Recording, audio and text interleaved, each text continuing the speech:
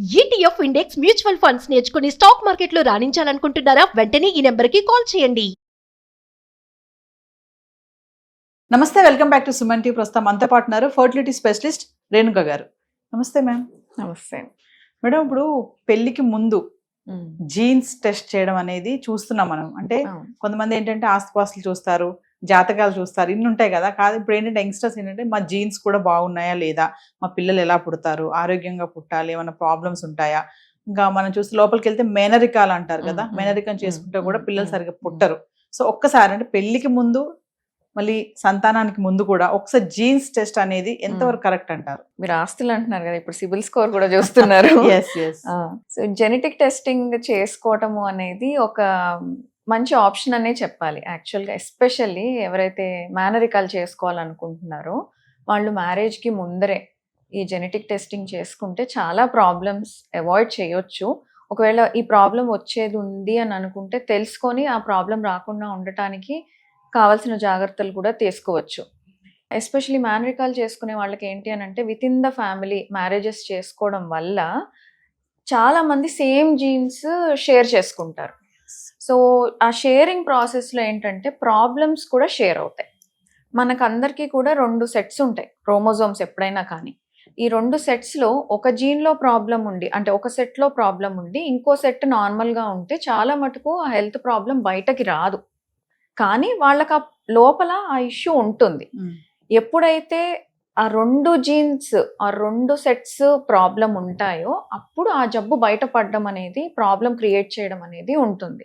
So ఇలాంటి problems మేనరికాలు చేసుకునేటప్పుడు ఇద్దరు సేమ్ ఫ్యామిలీకి సంబంధించినవి చేసుకునేటప్పుడు ఒక బిడ్డకి ఈ కపుల్లో అంటే మదర్ సైడ్ నుంచి ఫాదర్ సైడ్ నుంచి 2 అబ్నార్మల్ జీన్స్ వచ్చే ఛాన్సెస్ ఎక్కువ ఉంటాయి. 25% ఛాన్సెస్ ఉంటాయి. సో ఆ బేబీకి ఆ ప్రాబ్లం వచ్చినప్పుడు వాళ్ళు సఫర్ అవుతారనమాట.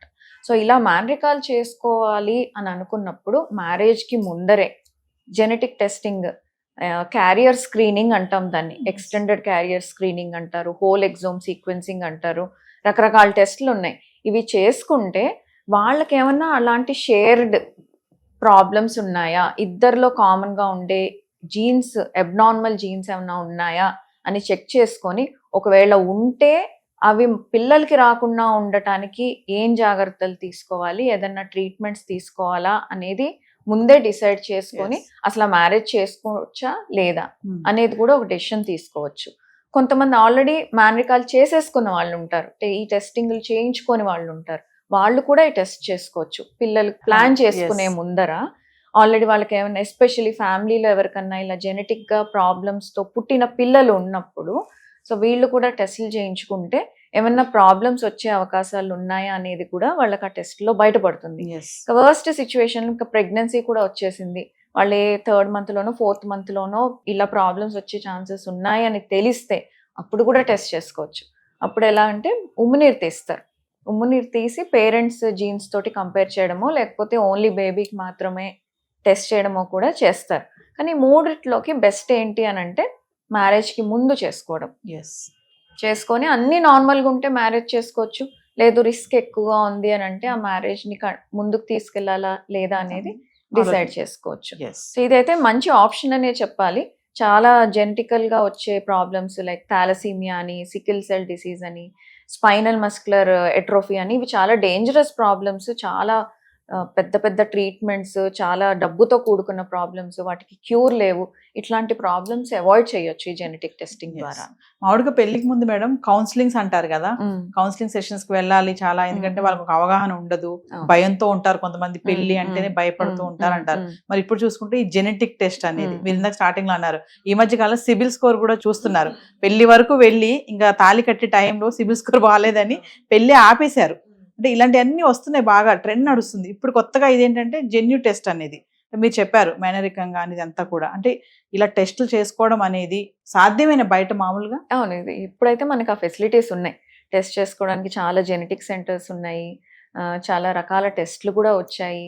ఇప్పుడు క్యాన్సర్కి సంబంధించిన టెస్ట్లు కూడా చేయించుకోవచ్చు. ఇప్పుడు ఫ్యామిలీలో క్యాన్సర్స్ ఉన్నాయి, మనకు వస్తుందా లేదా అనేది కూడా ముందే మనం టెస్ట్ చేసుకొని ఆ పర్టికులర్ క్యాన్సర్స్కి సంబంధించింది మనకు ఆ ప్రాబ్లం వచ్చే అవకాశాలు ఉన్నాయా లేదో కూడా చూసుకోవచ్చు. అంత ఇంప్రూవ్ అయింది జెనెటిక్ ఫీల్డ్ అనేది. చాలా ఇంప్రూవ్ అయింది. ఇవన్నీ టెస్ట్లు చేసుకోవడానికి ఇప్పుడైతే చాలా ఈజీగా పాసిబిలిటీస్ అయితే ఉన్నాయి, ఎస్పెషల్లీ హైదరాబాద్లో. పిండం దశలోనే ఉండగానే మనం అక్కడి నుంచి జాగ్రత్తలు తీసుకోవచ్చా? ఇన్ కేస్ ఏదైనా ప్రాబ్లం అక్కర్ అయింది అనుకోండి. ప్రాబ్లం ఒకసారి ఉంది అని తెలిస్తే, ఎస్పెషల్లీ జెనెటిక్, అంటే ఆ బేబీ ఫామ్ అయ్యేటప్పుడే ఆ జీన్స్ అనేవి డిసైడ్ అయిపోయాయి. ఒకసారి పిండం ఫామ్ అయిన తర్వాత మనం వాటి జీన్స్ ని మార్చలేం, మార్చడానికి కుదరదు.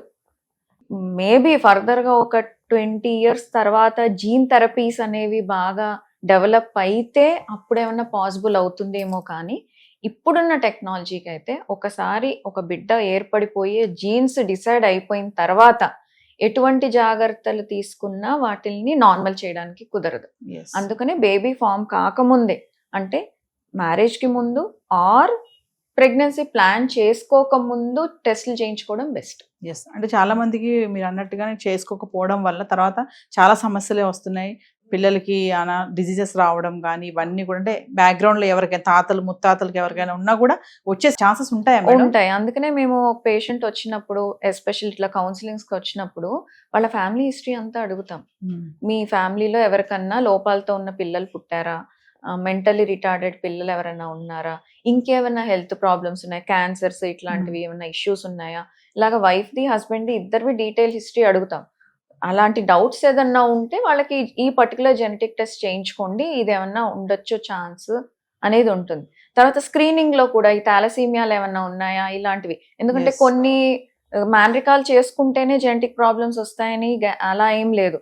మేనరికం కాని వాళ్ళకి కూడా ఒక్కొక్కసారి కాంబినేషన్ అలా కుదిరితే పిల్లలకి ప్రాబ్లమ్స్ వచ్చే ఛాన్సెస్ ఉంటాయి. సో వాళ్ళ ఫ్యామిలీ హిస్టరీ తీసుకొని ఇలాంటివి ఏదన్నా డౌట్ ఉంటే అలాంటి పేషెంట్స్ కి జెనెటిక్ టెస్టింగ్ లేకపోతే స్క్రీనింగ్ టెస్ట్లు సజెస్ట్ చేస్తే వాటిల్లో ఏమన్నా బయటపడితే next level of genetic testing advise చేస్తాం. సో ప్రీ కన్సెప్షనల్ కౌన్సిలింగ్ అంటాం, అంటే ప్రెగ్నెన్సీ ప్లాన్ చేసుకునే ముందు కౌన్సిలింగ్ ని అదంటాము. ప్రీ మ్యారిటల్ కౌన్సిలింగ్ అంటే మ్యారేజ్ కి ముందు చేసే కౌన్సిలింగ్ ని ప్రీ మ్యారిటల్ కౌన్సిలింగ్ అంటాం. ఈ రెండు ఎప్పుడైనా కానీ ప్రివెంటివ్ మెజర్స్ లోకి వస్తుంది.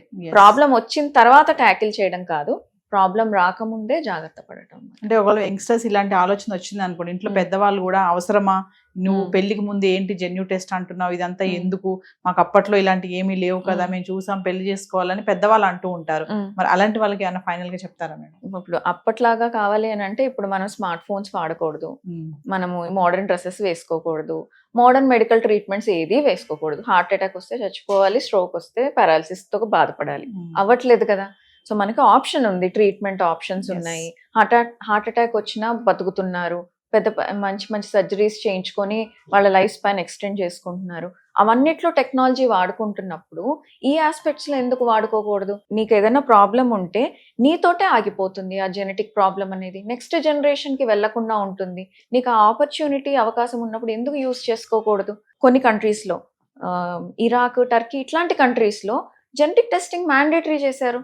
థాలసీమియా, సికిల్ సెల్ డిసీజ్ ఇట్లాంటి జెనెటిక్ టెస్టింగ్ వాళ్ళు చేయించుకున్నాకే పెళ్లి చేసుకోవాలి, చేయించుకున్నాకే మ్యారేజ్ పిల్లల్ని కనాలి. ఆ టెస్ట్ మ్యాండేటరీ చేయటం వల్ల వాళ్ళకి వాళ్ళ పాపులేషన్లో ఈ జెనెటిక్ కండిషన్స్ అనేది చాలా తగ్గిపోయింది, ఆల్మోస్ట్ 60% తగ్గింది. ఒక జెనెటిక్ ప్రాబ్లం, అంత సఫరింగ్, అంత పెయిన్, అంత ఖర్చుతో కూడుకున్న డిసీజ్ని నువ్వు ఒక సింపుల్ టెస్ట్ తోటి అవాయిడ్ చేయొచ్చు అని అంటే ఎందుకు చేయించుకోకూడదు? ముందు జనరేషన్స్ తో పోల్చుకుంటే అన్ని పోల్చుకోవాలి. మనకి కన్వీనియంట్ గా ఉన్నదే నేను పోల్చుకుంటాను, మిగతా వదిలేస్తాను అంటే అది కరెక్ట్ కాదు. సో టెక్నాలజీ పరంగా కూడా మనం కూడా కొంచెం అప్డేట్ అవుతూ ఉండాలి. అన్ని అప్డేట్ అవుతున్నప్పుడు మెడికల్వి కూడా అప్డేట్ అవుతాయి.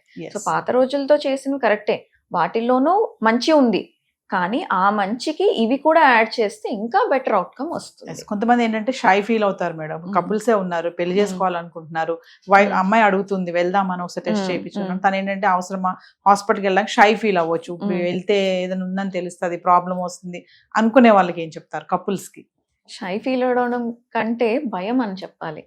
షై కంటే ఏదన్నా బయటపడుతుందేమో, నా వైపు నుంచి ప్రాబ్లం ఉందని తెలిస్తే నేను దానికి ఎలాగా ఆన్సర్ చేయాలి, ఒక రకంగా ఈగో అని చెప్పాలి. అది మ్యారేజ్కి ముందే అలాంటి మైండ్ సెట్ ఉంటే, వాళ్ళిద్దరి మైండ్ సెట్ మ్యాచ్ కావట్లేదు అని అనుకుంటే ఒక్కసారి రీకన్సిడర్ చేసుకోవాలి. ఎందుకనంటే ఏది చేసినా మన ఫ్యూచర్ కోసం అని అనుకున్నప్పుడు ఇద్దరు ఒకే పేజ్ లో ఉండాలి, ఒకే రకంగా ఆలోచించిన వాళ్ళే వాళ్ళ ఫ్యూచర్ లో వాళ్ళ మ్యారేజ్ కూడా సక్సెస్ఫుల్ గా వెళ్తుంది. స్టార్టింగ్ లోనే ఇద్దరు డిఫరెంట్ గా ఆలోచిస్తున్నారు అని అంటే మేబీ ఆ మ్యారేజ్ ఎంత ముందుకెళ్తుందో చూసుకోవాలి. సో చేయించుకోవాలి అని ముందు జాగ్రత్తతో ఉన్నప్పుడు చేయించుకుంటేనే బెటర్ నా ఒపీనియన్ ప్రకారం.